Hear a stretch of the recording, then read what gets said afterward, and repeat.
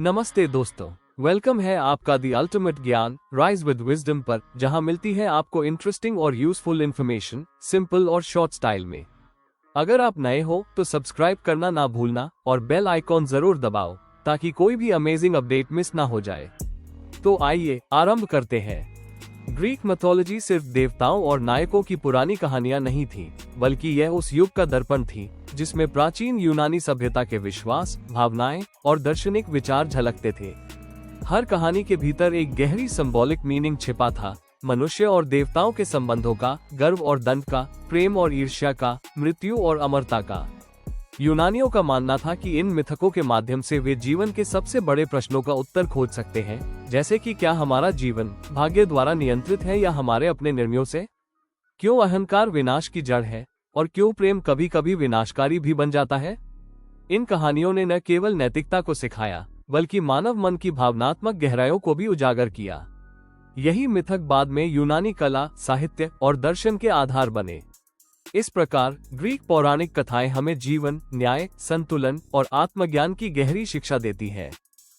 Greek मिथकों का सबसे गहरा विषय है भाग्य और स्वतंत्र इच्छा का संघर्ष। यूनानियों का विश्वास था कि प्रत्येक व्यक्ति का जीवन 3 देवियों क्लोदो, लैकेसिस और एट्रोपोस द्वारा बुना जाता है। क्लोदो जीवन का धागा बुनती थी, लैकेसिस उसकी लंबाई नापती थी और एट्रोपोस उसे काट देती थी। यहाँ तक कि स्वयं देवता भी इन 3 नियतियों के निर्णय को नहीं बदल सकते थे। फिर भी मिथकों में मनुष्य और नायक बार बार अपने भाग्य को बदलने की कोशिश करते हैं।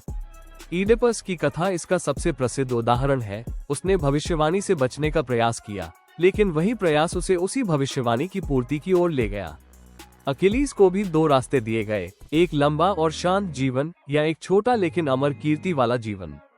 उसने अपने फ्री विल से दूसरा मार्ग चुना। इन कहानियों से यह शिक्षा मिलती है कि मनुष्य स्वतंत्र तो है, लेकिन ब्रह्मांडीय नियम के सामने उसकी सीमाएं हैं। उसका चरित्र इस बात से तय होता है कि वो अपने भाग्य को कैसे स्वीकारता है। ग्रीक मिथक हमें सिखाते हैं कि भाग्य से संघर्ष नहीं, बल्कि स्वीकार्यता, विनम्रता और ज्ञान ही सच्ची बुद्धिमानी है। ग्रीक समाज में ह्यूब्रस यानी अत्यधिक अहंकार और अभिमान को सबसे बड़ा दोष माना जाता था। यह वो स्थिति थी जब कोई व्यक्ति या नायक अपनी सीमाएं भूलकर देवताओं की सत्ता को चुनौती देता था। ऐसी हर चुनौती विनाश का कारण बनती थी। इकरस की कथा इसका सुंदर उदाहरण है। उसने अपने पिता की चेतावनी को अनदेखा किया और सूर्य के बहुत पास उड़ गया, जिससे उसके पंख पिघल गए और वह समुद्र में गिर पड़ा। अराक्नी नामक बुनकर ने देवी अथीना को चुनौती दी कि वह उससे बेहतर है, और परिणामस्वरूप उसे मकड़ी में बदल दिया गया। नायबी ने देवी लेटो का अपमान किया और अपने बच्चों को खो दिया। ह्यूब्रस ये सिखाता है कि जब मनुष्य अपने ज्ञान और शक्ति पर अत्यधिक गर्व करता है, तो वो विनाश को आमंत्रित करता है। यूनानी संस्कृति में सोफ्रोसाइन यानी संयम और संतुलन को सबसे बड़ा गुण माना गया। इसलिए ये थीम हमें सिखाती है कि जो अपनी सीमाओं को भूलता है, वो अंत में डिवाइन पनिशमेंट का शिकार होता है। यही कारण है कि यूनानी त्रासदियां जैसे ईडिपस रेक्स आज भी मानव अंधेपन और अहंकार की गहरी समझ देती है। ग्रीक मिथकों में प्रेम केवल कोमल भावना नहीं, बल्कि एक शक्तिशाली और खतरनाक ऊर्जा के रूप में चित्रित है। देवी एफ्रोडाइटी, जो प्रेम की देवी थी, वे सुंदरता और विनाश दोनों की प्रतीक थी। उनके प्रभाव से पेरिस और हेलन का प्रेम जन्मा, जिसने ट्रोजन वॉर को जन्म दिया। देवताओं के बीच ईर्ष्या भी उतनी ही प्रबल थी। हेरा, जो ज़्यूस की पत्नी थी, उनके जलन और प्रतिशोध के कारण कई निर्दोष पात्रों को दुख झेलना पड़ा। इसी तरह मडिया की कथा में हम देखते हैं कि जब प्रेम विश्वासघात में बदलता है, तो वह विनाशकारी प्रतिशोध का रूप ले लेता है। दूसरी ओर ऑफियस और यूरिडिसी की कहानी ये दिखाती है कि सच्चा प्रेम मृत्यु तक को चुनौती देने की क्षमता रखता है। परंतु प्रेम को जब ईर्ष्या और क्रोध का रूप दे दिया जाता है, तब वो विनाश लाता है। ये थीम हमें ये सिखाती है कि प्रेम एक डिवाइन पावर है, लेकिन उसे संयम और बुद्धि से नियंत्रित करना आवश्यक है। प्रेम जब संतुलन से बाहर हो जाता है, तो वो सबसे बड़ा दुख बन जाता है। ग्रीक नायक पूर्ण नहीं थे, वे वीर तो थे, परंतु त्रुटिपूर्ण भी। यही उनकी कहानियों को मानवीय बनाता है। अकिलीस, हर्क्यूलस, पर्सियस और थीसियस जैसे नायक महान कार्यों के लिए जाने जाते हैं, लेकिन उनके जीवन में दुख, हानि और बलिदान भी उतने ही गहरे हैं। अकिलीस ने अमर कीर्ति पाई, परंतु अपनी युवा आयु खो दी। हर्क्यूलस की असाधारण शक्ति भी उसे पागलपन और अपराध से नहीं बचा सकी। थीसियस ने राक्षस को मारा, परंतु पिता को खो दिया। इस प्रकार ग्रीक विचारों में हेरोइज्म केवल युद्ध जीतना नहीं था, बल्कि भाग्य का सामना साहस और मर्यादा से करना था। यूनानी दर्शन में त्रासदी का उद्देश्य आत्मा की शुद्धि था, जिसे कथासिस कहा गया। जब लोग इन नायकों के दुख देखते थे तो वे अपने जीवन के भय और दुखों को पहचानते थे।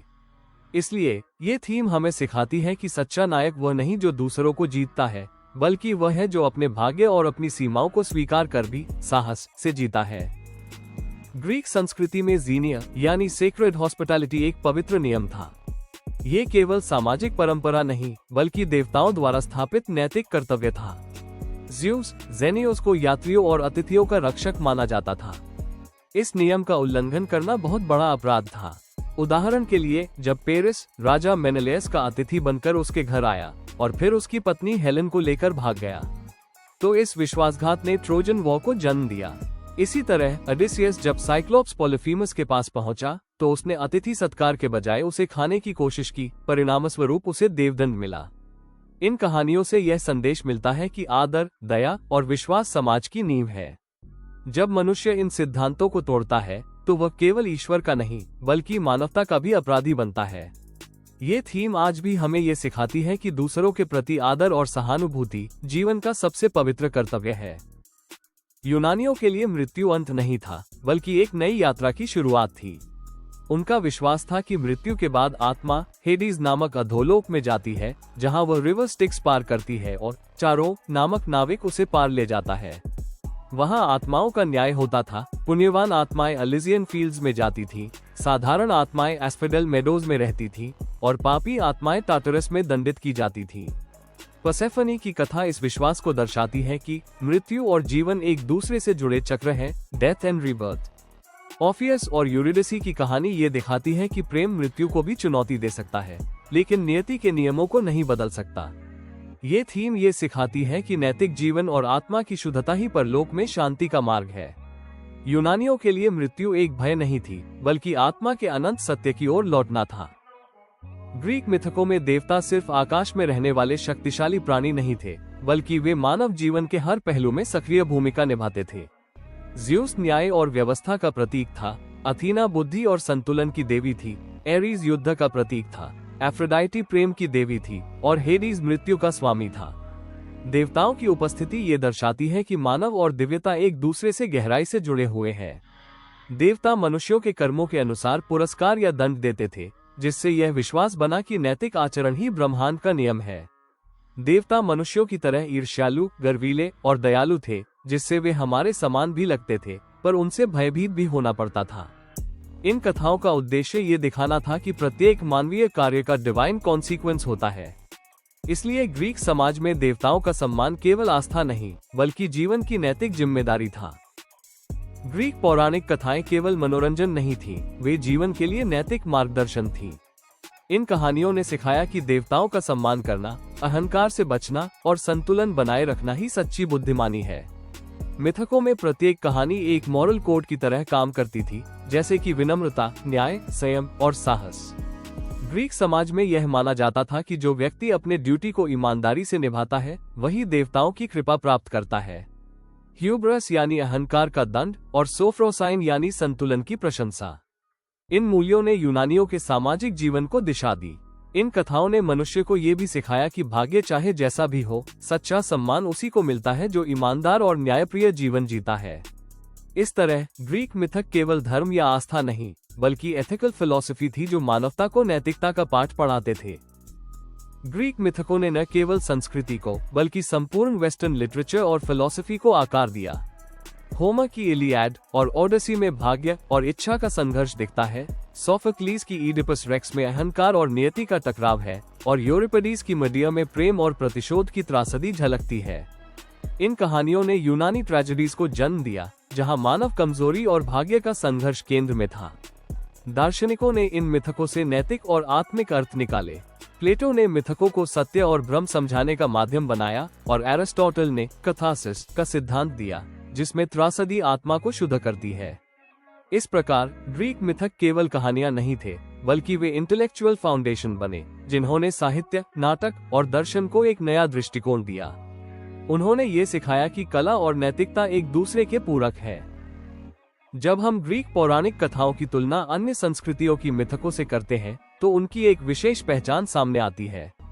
नॉर्स मिथोलॉजी में भाग्य अंधकार में और अपरिहार्य माना गया है, जबकि हिंदू मिथोलॉजी में कर्म और पुनर्जन्म नैतिक न्याय का आधार है। लेकिन ग्रीक मिथकों की विशेषता यह है कि यहाँ देवता परफेक्ट नहीं है, वे मनुष्यों की तरह भावनाएं रखते हैं। ग्रीक देवता प्रेम, क्रोध, ईर्ष्या और दया सब अनुभव करते हैं, इसलिए वे मनुष्य के लिए अधिक रिलेटेबल बन जाते हैं। यूनानियों ने देवताओं को आसमान के बाहर नहीं बल्कि मानव आत्मा के भीतर खोजा। यही कारण है कि उनके मिथक इतने रियलिस्टिक और फिलोसॉफिकल लगते हैं। उन्होंने ये दिखाया कि दिव्यता कोई दूर की शक्ति नहीं बल्कि हमारे भीतर का संतुलन, विवेक और न्याय है। इसी मानवतावादी दृष्टिकोण ने ग्रीक पौराणिक कथाओं को टाइमलेस बना दिया, जो आज भी हमें जीवन का दर्पण दिखाती है। ग्रीक पौराणिक कथाएं केवल दंतकथाएं नहीं थीं, वे जीवन के नैतिक, भावनात्मक और दार्शनिक सत्य का संग्रह थीं। हर थीम, चाहे वो भाग्य हो या स्वतंत्र इच्छा, अहंकार हो या प्रेम, वीरता हो या मृत्यु, मानव स्वभाव की किसी न किसी सच्चाई को उजागर करती है। इन कहानियों ने हमें सिखाया कि सच्ची बुद्धि उसी में है जो संतुलन बनाए रखे, देवत्व और मानवता के बीच, भावना और विवेक के बीच, जीवन और मृत्यु के बीच। यही कारण है कि ग्रीक मिथक आज भी हमारे दिलों और विचारों में जीवित है। वे हमें ये याद दिलाते हैं कि विनम्रता, संयम और न्याय ही जीवन का सच्चा धर्म है। Thank you. अगर वीडियो पसंद आया हो तो एक लाइक जरूर कर देना और कमेंट में बताओ आपका क्या थॉट है। चैनल को सब्सक्राइब करो और शेयर करो अपने दोस्तों के साथ। नॉलेज बढ़ाओ फन के साथ। मिलते हैं नेक्स्ट वीडियो में, तब तक के लिए stay curious and keep learning and follow the ultimate Gyan. Rise with wisdom.